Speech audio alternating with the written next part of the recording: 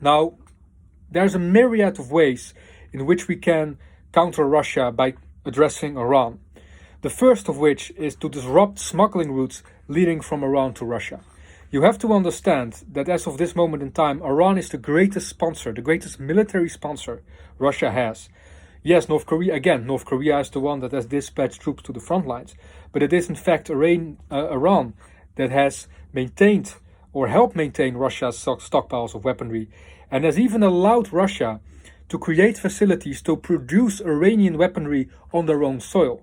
So this goes beyond Iran merely delivering these weapon systems to them. No, as of this moment in time, Russia is capable of manufacturing Iranian weapons on its own soil.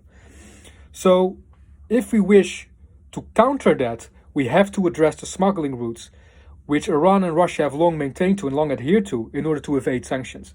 Now, there's one particular route that's vital in this entire scheme, and that is the North-South Transport Corridor.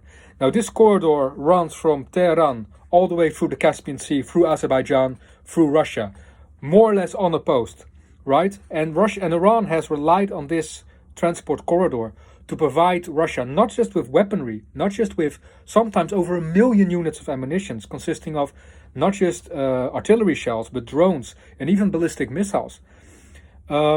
Not just that, but they also have delivered through the smuggling route weapon components that Russia can then use within their own facilities to manufacture these Iranian weapon systems.